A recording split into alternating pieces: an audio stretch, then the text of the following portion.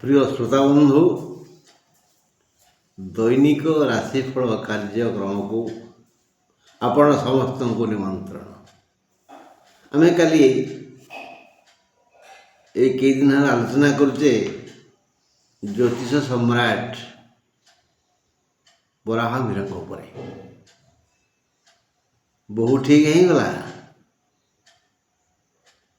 ତାପରେ ସବୁ ଦିନ ଚୁଡ଼ା ମୁଢ଼ି ଉଖୁଡ଼ା ଖାଇଲା ଭଳି ଶ୍ୱଶୁର ବୋହୂ ଜ୍ୟୋତିଷ ଉପରେ ସବୁ ଦିନ ଆଲୋଚନା କଲେ। ବରାହମିହିର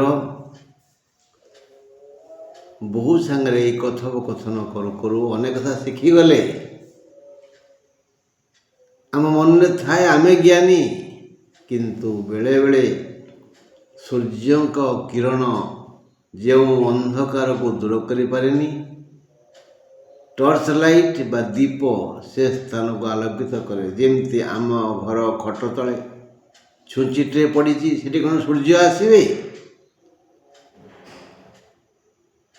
ଶୁକ ମୁନି ବେଳେବେଳେ ହୁଏତ ଭୁଲ କରିପାରନ୍ତି। ଶୁଆ ପକ୍ଷୀ ବେଳେବେଳେ ଠିକ୍ କଥା କହେ। ଏଇ ଧାରା ଅନୁସାରେ ବହୁଠାରୁ ଅନେକ କଥା ଶିଖିବାକୁ ପାଇଲେ ବରାହମିହିର, ବିରାଟ ଜ୍ୟୋତିଷ। ତଥାପି ନିଜ ବୁଦ୍ଧି ବିବେକର ପରୀକ୍ଷା ଦେବା ପାଇଁ ବହୁ ପାଖରେ ଚିନ୍ତା କଲେ। କିଛି କହୁନଥାନ୍ତି, ବହୁକୁ ହସୁଥାନ୍ତି। ଦିନେ ବୋହୂ ସହ ବୁଲିଗଲେ ନଈ ପାଖକୁ। କହିଲେ, ମା ଆ ଗୋଟେ ଖେଳ ଖେଳିବା। ନଈ ସେପଟରେ ଗୋଟେ ଗର୍ଭବତୀ ଗାଈ ବନ୍ଧା ହେଇଛି। ନଈରେ ପାଣି କମ୍, ଆଣ୍ଠୁ ବୁଡ଼ିବନି। ତାର କ'ଣ ଗର୍ଭ ସମୟ ସରିଗଲା, ସେ କ'ଣ ଏବେ ମା ହେବ? ଆଉ ତା ଗର୍ଭରେ ଥିବା ସନ୍ତାନ ବିଷୟରେ ଟିକେ ଦେଖିବା, ବୁଲିବା, ଆଲୋଚନା କରିବା। ଏମାନେ ଏଇ ଦୁଇ ଜଣ ଶାଶୁ ଶ୍ୱଶୁର ଆଉ ବୋହୂ ନଈ କୂଳରେ ପହଞ୍ଚି ଗାଈକି ଦେଖିଲେ। ଏ ଦୁହିଁଙ୍କୁ ଦେଖି ଗାଈ ହମ୍ବାରଡ଼ି ଦେଲା। ବାସ୍, ଗାଈର ମୁହଁକୁ ଚାହିଁ ଖନା କହିଲେ, ବାପା, ୟା ଗର୍ଭରୁ ଯେଉଁ ସନ୍ତାନ ଆସିବ ସେ ଲାଲ ରଙ୍ଗର ଅଣ୍ଡିରୀ ପୁଅ। ମାନେ ସେ ଗୋଟେ ଅଣ୍ଡିରା ବାଛୁରୀ ଜନ୍ମ କରିବ, ଲାଲ ରଙ୍ଗ ତାର। ଇଏ କିନ୍ତୁ ଗଣନା କରିସାରିଥିଲେ ଧଳା ମାଇ ବାଛୁରୀଟିଏ ଜନ୍ମ ହେବ ବୋଲି। କହିଲେ, ନାଇଁ ମା, ଆଜି ତୁ ହାରିଯିବୁ। ସେ ଧଳା ମାଇ ବାଛୁରୀ ଜନ୍ମ କରିବ। ମାଇ ବାଛୁରୀଟିଏ ଧଳା ରଙ୍ଗର, ଦେଖିବୁ ସେ ଡେଇଁ ବୁଲିବ ଆମ ଆଖି ଆଗରେ। ସମୟ ତ ହେଇଗଲାଣି। ନାହିଁ, ସମୟ ହେଇନି ବାପା, ଆହୁରି ଲାଗିବ କିଛି ସମୟ। ସତୁ ସତ ବିଳମ୍ବ ହେଲା। କିଛି ସମୟ ପରେ ଜନ୍ମ ହେଲା। ପାଣିରେ ପଶି ଦୁହେଁ ସେପଟକୁ ଗଲେ। ବରାହମିହିର ଦେଖିଲେ ବାଛୁରୀକୁ ଆଉ ବୋହୂ ମୁହଁକୁ। ମନେ ମନେ ଇଚ୍ଛା ହେଉଥିଲା ବୋହୂର ପାଦରେ ଫୁଲ ଦେଇ ପୂଜା କରିବା ପାଇଁ। ଏତେ ଜ୍ଞାନୀ। ଯଦି କାଳକ୍ରମେ ରାଜା ଜାଣିବେ ଯେ ବରାହମିହିରଙ୍କଠୁ ମଧ୍ୟ ଜ୍ଞାନୀ ଲୋକ ଅଛନ୍ତି, ମାନେ ମୋଠୁ ମଧ୍ୟ ଜ୍ଞାନୀ ଲୋକ ଅଛନ୍ତି, ତାହେଲେ କଥାଟା ନା କରାହେବ। ମୁଁ ଯେଉଁ ରାଜପଣ୍ଡିତ ପଦବୀ ଅଧିକୃତ କରିଛି, ସେଠି ବୋହୂ ବସିବ, ମୁଁ ଘରକୁ ପଳେଇ ଆସିବି। ଈର୍ଷା ମଣିଷର ପରମ ଶତ୍ରୁ। ବୋହୂକୁ ଧରି ଘରକୁ ଆସିଲେ। ସେଇବେଳଠୁ ତାଙ୍କ ମନରେ ଈର୍ଷା ଜାଗ୍ରତ ହେଲା। ମୁହଁ ଶୁଖିଗଲା। ବହୁ ପ୍ରକାର ବୁଝେଇଲା, ବାପା କ'ଣ ହେଲା, କାହିଁକି ହସୁନାହାନ୍ତି? ତା କର୍ତ୍ତବ୍ୟ ସେ କରିଚାଲିଥାଏ। ତେଣୁ ବୋହୂ ପୁଅ ବାବୁ ଖବର ଦେଲେ। ପୁଅ ଥିଲେ କ୍ଷେତରେ। କେହି ଯାଇ ତାଙ୍କୁ କହିଲା, ଆପଣ ଘରକୁ ଯାଆନ୍ତୁ। ପୁଅ ଆସି ପଚାରିଲେ, ବାପା, ମନ କାହିଁକି ଭାଙ୍ଗି ଯାଇଛି ମ୍ରିୟମାଣ। ଯିବା ବଗିଚାକୁ। ବଗିଚାରେ କହିଲେ ତୁ ଯଦି ଶପଥ କରିବୁ, ସତ୍ୟ କହିବୁ, ମୋ କଥା ମାନିବୁ, ତାହେଲେ କହିବି। ସେ ନଈ କହିଲା, ପାଦ ଛୁଇଁଲା, କହିଲା କୁହ, ଯାହା କହିବ ତାହା କରିବି। ସତ୍ୟ ସତ୍ୟ ସତ୍ୟ ସତ୍ୟ ତ୍ରିବାର ସତ୍ୟ। ବାସ୍ ଆଜି ଏତିକି। ଆସନ୍ତାକାଲି ପୁଣି ଆଲୋଚନା କରିବା ଅବଶିଷ୍ଟାଂଶ ବା ଶେଷାଂଶ। ବନ୍ଧୁଗଣ, ଆଜି ଆମେ ଆଲୋଚନା କରିବା ଶୁକ୍ରବାର 19 ତାରିଖ। 19 ତାରିଖ ଶୁକ୍ରବାର ବିଷୟରେ ଆଲୋଚନା କରିବା। ଆଜି ଗୁରୁବାର, ଆମେ ଆଲୋଚନା କରିବା ଶୁକ୍ରବାର ବିଷୟରେ। 19 ତାରିଖ ଶୁକ୍ରବାର। ଆଜି ସୂର୍ଯ୍ୟାସ୍ତ ହେବେ, ଶୁକ୍ରବାର ଦିନ ସୂର୍ଯ୍ୟାସ୍ତ ହେବେ 5:10 ପରେ। ଅଶୁଭ କାଳ ସକାଳ 10:25ରୁ 11:06। ଆଜି ଘାତ ଚନ୍ଦ୍ର ମହିଳାମାନଙ୍କର। ସେମାନେ କିଏ ହେଲେ? ସିଂହ, କନ୍ୟା, ମକର। ସିଂହ, କନ୍ୟା, ମକର ରାଶିର ମହିଳାମାନଙ୍କର ଆଜି ଘାତ ଚନ୍ଦ୍ର। ଘାତ ବାର ହେଉଛି ବିଛା, ଧନୁ, ମୀନ ରାଶିର ପୁରୁଷ। ସମ୍ପୂର୍ଣ୍ଣ ବିଛା ରାଶି, ସମ୍ପୂର୍ଣ୍ଣ ଧନୁ ରାଶି, ସମ୍ପୂର୍ଣ୍ଣ ମୀନ ରାଶି ବ୍ୟକ୍ତି ସମୁଦାୟଙ୍କର ଘାତ ବାର। ମାତ୍ର ସିଂହ, କନ୍ୟା, ମକର ରାଶିର ମହିଳାମାନଙ୍କର ଘାତ ଚନ୍ଦ୍ର। ହେଲେ ବିଛା, ସିଂହ, କନ୍ୟା, ମକର, ଠିକ୍ ଅଛି ହେଲା। ଆସନ୍ତୁ ଆଲୋଚନା କରିବା ଏଇ ଶୁକ୍ରବାର 19 ତାରିଖ ମେଷ ରାଶି କଥା। ମେଷ ରାଶିର ଭଲ ସମୟ ନାହିଁ ବୋଲି ମୁଁ କାଲି କହିଥିଲି। ହେଲେ କହିଥିଲି ବନ୍ଧୁ ବଳ ଦିଏ, ନଦୀ ଥଳ ଦିଏ। ବୃହସ୍ପତି ବଳ ଦେବେ ମଙ୍ଗଳକୁ। ବୃହସ୍ପତିଙ୍କ ବଳ ପାଇ ମଙ୍ଗଳ ମେଷ ରାଶିଙ୍କୁ ସହଯୋଗ କରିବେ। କେତେ ସହଯୋଗ କରିବେ? ଜଣେ ସାହାଯ୍ୟ କରିବ ତ କେତେ ସାହାଯ୍ୟ କରିବ? ତେଣୁ ଆମକୁ ଆମ କର୍ମ ସମ୍ପୂର୍ଣ୍ଣ ସହଯୋଗ କରିଥାନ୍ତି। ସତ୍କର୍ମ କରିବା ତ ସତ୍ଫଳ ପାଇବା, ଅସତ୍କର୍ମ କରିବା ତ ଅସତ୍ଫଳ ପାଇବା। ହଁ ବନ୍ଧୁ, ଏଇ ମେଷ ରାଶିର ବନ୍ଧୁ ସମସ୍ତ ବ୍ୟକ୍ତି ଶୁକ୍ରବାର ଦିନ ପୂର୍ଣ୍ଣ ଅସୁସ୍ଥ ହେବେ। ପୂର୍ଣ୍ଣ ଅସୁସ୍ଥ। ଆଉ ପାରିବାରିକ କଳହ ସୃଷ୍ଟି ହେବ, ଦାମ୍ପତ୍ୟରେ ଝଗଡ଼ା ସୃଷ୍ଟି ହେବ। ତଥାପି ସମସ୍ୟା ସମସ୍ୟା ସମସ୍ୟା। ବନ୍ଧୁ କେତେ ବଳ ଦେବେ? ବୃହସ୍ପତିଙ୍କ ସାହାଯ୍ୟ ସହଯୋଗ ପାଇ ଗ୍ରହ ମଙ୍ଗଳ ମେଷ ରାଶିଆଙ୍କୁ ସାହାଯ୍ୟ ସହଯୋଗ କରୁଥିଲେ ବି ଦିନ ଭଲ ନୁହେଁ। ରୋଗ ବଳବତ୍ତର ହେବ, ଦୁର୍ଘଟଣା ଘଟିପାରେ। ହାରାହାରି ରାତି 11ଟା ପରେ ଏ ରୋଗ କମି କମି ଆସିବ। 10:50 ପରେ ଅଶ୍ୱିନ ନକ୍ଷତ୍ରର ଅଶୁଭ ସମୟ ଆସିବ। ସାବଧାନତା ଅବଲମ୍ବନ କଲେ ଭଲ। ବୃଷ ରାଶି, ମେଷ ପାଇଁ ଗଲା ଅଶୁଭ କଥା, ବୃଷ କଥା। ବୃଷର ବଢ଼ିଆ କଥା। କାଲି ବି ଭଲ ଥିଲା, ଆଜି ବି ଭଲ। ବୃଷ ରାଶି 19 ତାରିଖ ପୂର୍ବ ଦିନ ପରି ଶୁକ୍ରଙ୍କ କଲ୍ୟାଣ ପାଇ ବୃଷ ରାଶିର ଜନତା ମହା ଆନନ୍ଦରେ ସମୟ କାଟିବେ।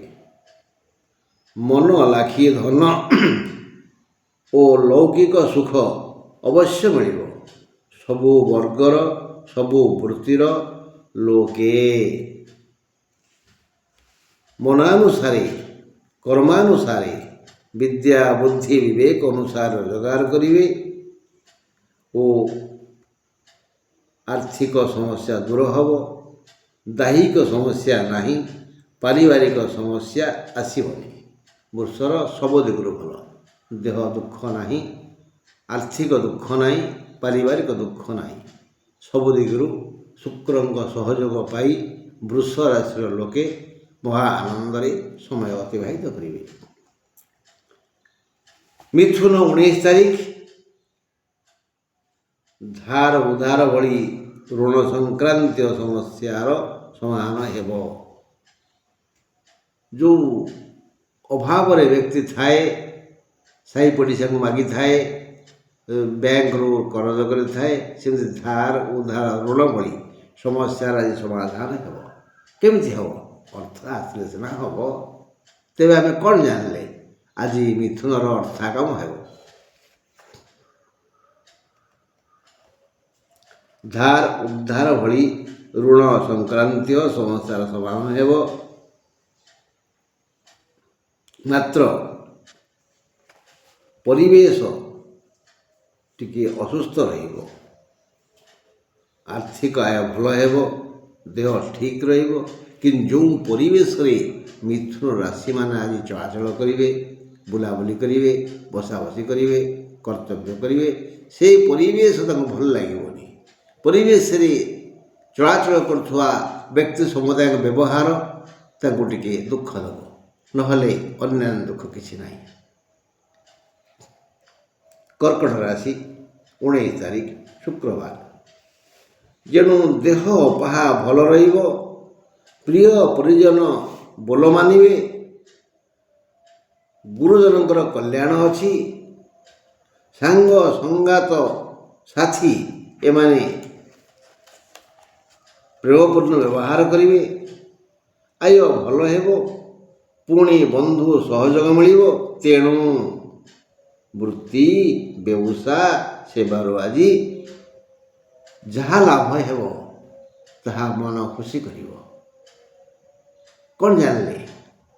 ସବୁ ପ୍ରକାର ସୁଖ କର୍କଟକୁ ଆଜି ଜୀବନ ସାଥୀ ଆନନ୍ଦ ଦେବେ, ସନ୍ତାନମାନେ ବୋଲ ମାନିବେ, ଗୁରୁଜନ ପିତାମାତା ଏମାନେ କଲ୍ୟାଣ କରିବେ, ଭଲ ଭୋଜନ ଶୟନ ଭ୍ରମଣ ପଠନ ଦର୍ଶନ ହେବ। ବୃତ୍ତି ବ୍ୟବସାୟ ସେବା ଯିଏ ଯେଉଁ ଉପାୟରେ ପରିବାର ପ୍ରତିପୋଷଣ କରୁଥିଲେ ତାହା ଅତ୍ୟନ୍ତ ସୁଖକର ହେବ। ବ୍ୟବସାୟ ବଢ଼ିଯିବ, ଲାଭ ବଢ଼ିଯିବ, ଆୟ ବଢ଼ିଯିବ। କର୍କଟ ରାଶି ପାଇଁ ଶୁଭ ଦିନ ଶୁକ୍ରବାର। ସିଂହ ପାଖକୁ ଯିବା। ସିଂହ ରାଶିର ମହିଳାଙ୍କର ପରା ଆଜି ଘାତଚନ୍ଦ୍ର। ସିଂହ ରାଶି ଶୁକ୍ରବାର 19 ତାରିଖ। ଆଜି ସେମାନେ ଅସୁସ୍ଥତା ହେତୁ ଟିକେ ଦୁଃଖିତ ରହିବେ। ଦେହ ମନ ଭଲ ଲାଗିବନି, ସହଯୋଗ ମିଳିବନି। ତେଣୁ ଏମାନେ କାହାକୁ ସହଯୋଗ କରିପାରିବେନି, କାହାଠୁ ସହଯୋଗ ପାଇବେନି କି କାହାକୁ ସହଯୋଗ କରିପାରିବେନି। ଫଳରେ କୁଟୁମ୍ବରେ ମନୋମାଳିନ୍ୟ ଦେଖାଦେବ। ତେଣୁ ଜୀବନର ଭାରି ଭାରି ଦୁଃଖ ମାଡ଼ି ଆସିବ। ଆଉ ରୋଗୀଙ୍କ ପୁରୁଣା ରୋଗୀ ଯିଏ ଥିବେ ତାଙ୍କ ପାଇଁ ସମସ୍ୟା ଗୁରୁତର ହେବ। ରାତି 10ଟା 50 ପରେ ସମସ୍ୟା ବଢ଼ିଯିବ। ମଘା ପାଇଁ ଏକ ଅଶୁଭ ଦିନ। ସିଂହ ପାଇଁ ଭଲ ଦିନ ନୁହଁ। ମନ ଭଲ ରହିବନି, ଦେହ ଭଲ ରହିବନି, ଆର୍ଥିକ ସୁବିଧା ହିଁ ମିଳିବନି, ନିଜେ କାହାକୁ ସହଯୋଗ କରିପାରିବେନି କି କାହାଠୁ ସହଯୋଗ ପାଇବେନି। ଘାଣ୍ଟି ଚକଟି ହୋଇ ଦୂରଟି ଯିବ। ମଘା ନକ୍ଷତ୍ରର ଟିକେ ବେଶୀ କ୍ଷତି ହେବ। ଆଜି ସିଂହ ରାଶି ପାଇଁ ଭଲ ଦିନ ନୁହେଁ। କନ୍ୟା କଥା ଆଲୋଚନା କରିବା। 19 ତାରିଖ ଶୁକ୍ରବାର। ଯଦିଓ ଆଜି ଏକ ରୋଜଗାର ଦିନ, ତଥାପି ବୁଧ ସହ ମଙ୍ଗଳଙ୍କର ଶତ୍ରୁତା ଥିବାରୁ ହଠାତ୍ ଧକ୍କା ହୋଇପାରେ। ଖାଦ୍ୟ ପେୟ ଆୟ ନିଦ୍ରାଦି ସୁଖକର ହେବ। ବିଶେଷ ସମସ୍ୟା ନାହିଁ। ହସ୍ତା ନକ୍ଷତ୍ର ପାଇଁ ରାତି 10ଟା ପରେ ପରେ ଓ ଉତ୍ତର ଫାଲ୍ଗୁନୀ ନକ୍ଷତ୍ର ପାଇଁ ଏହା ପୂର୍ବରୁ ଘାତ ଯୋଗ ଅଛି। କନ୍ୟା ରାଶିର ଘାତ ଚନ୍ଦ୍ର।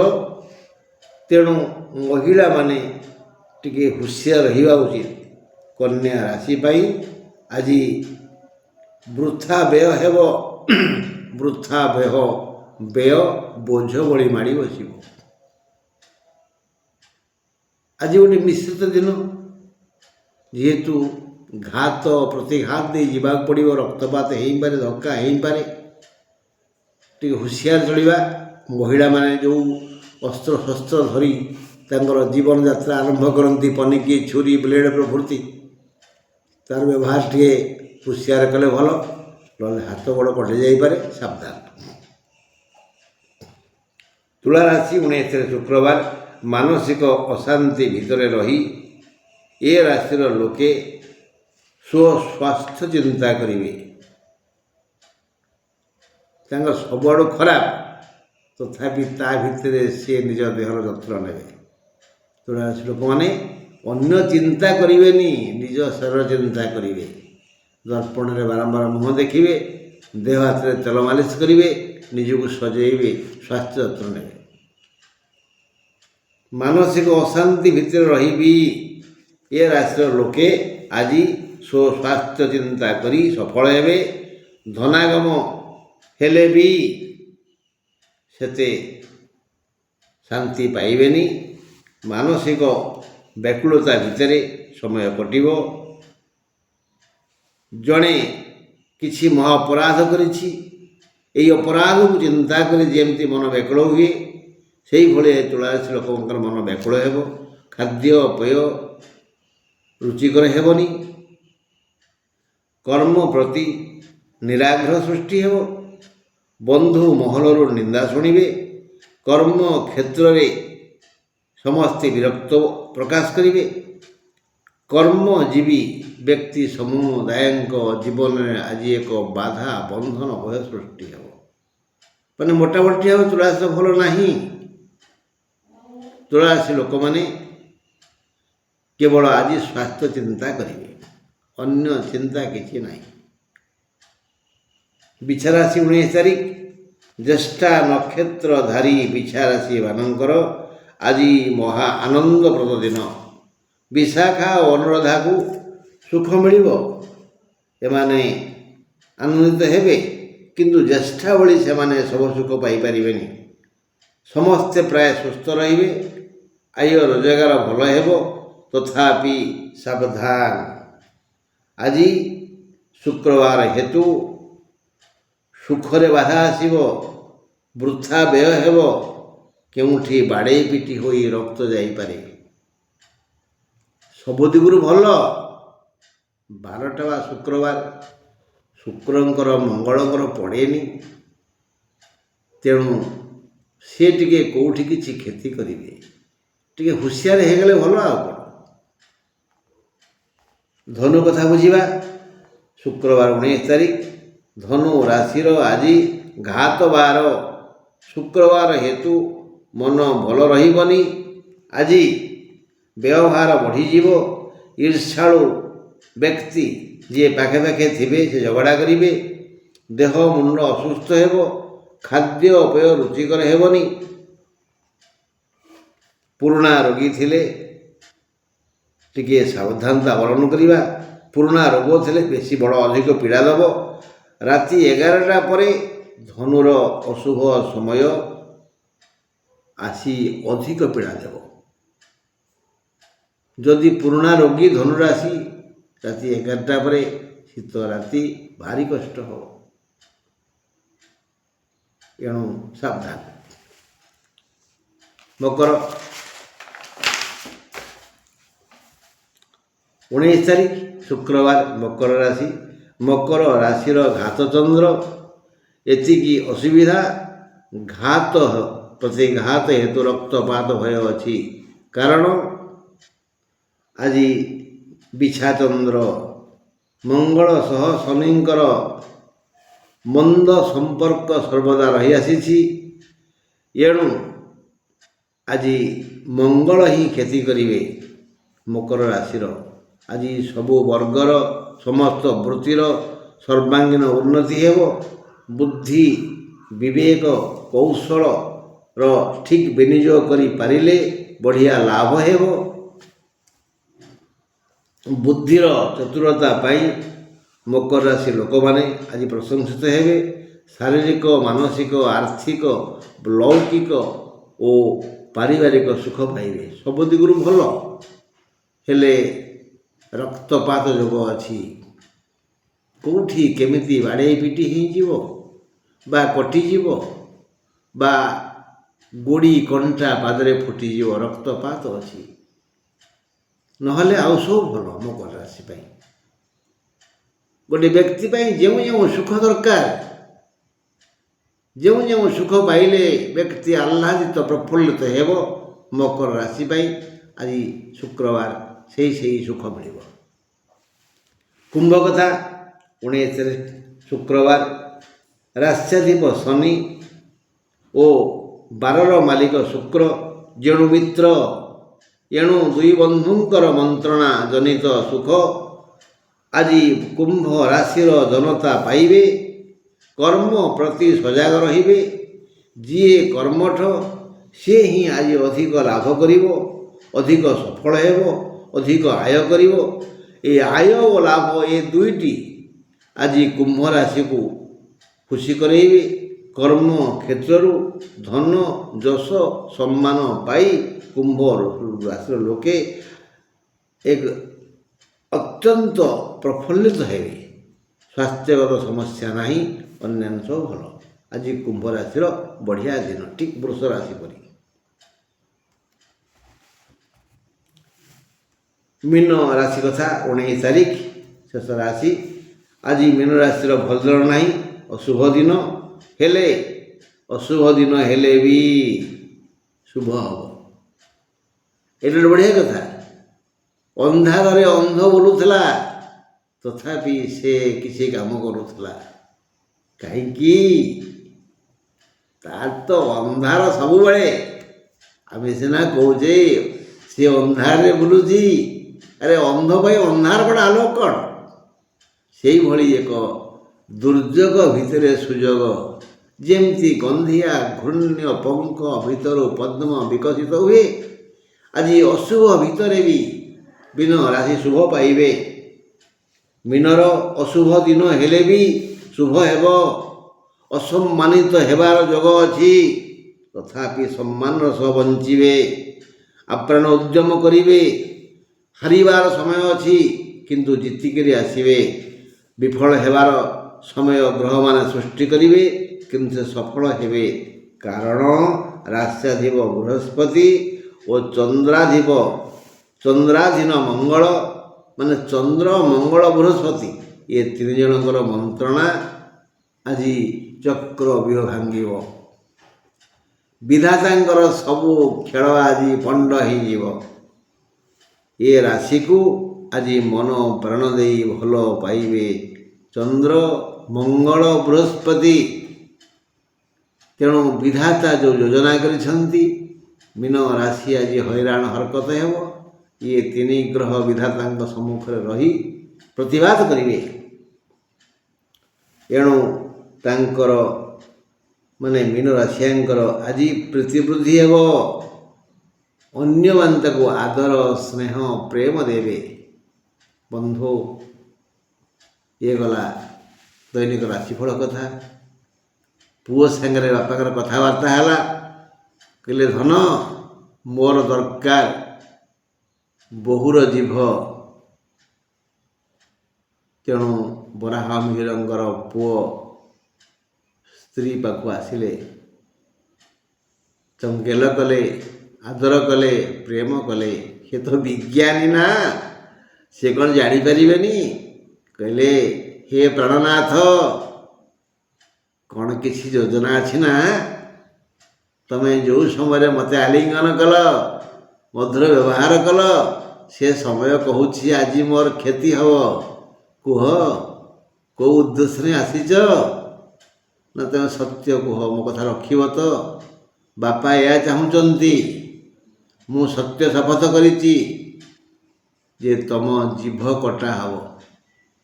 ତମେ କାଳେ କେତେବେଳେ ରାଜମହଲ ଚାଲିଯିବ, କହିଦେବ କିଛି। ତେଣୁ ପାଟି ଖନା ହେଲେ କେହି ବୁଝିପାରିବେନି। ସେ ଜିଭ କାଢ଼ିଦେଲେ। କହିଲେ, ମୁଁ ଜାଣିଛି ଆଜି ମୋର ଜିଭ କଟା ହେବ, ମୁଁ ଖନା ହେବି, ମୋତେ ଲୋକ ଖନି ଖନି କହିବେ। ତାପରେ ଜିଭରୁ କିଛି ଅଂଶ କାଟିଦେଲେ। କୁଳାଙ୍ଗାର ସ୍ୱାମୀ,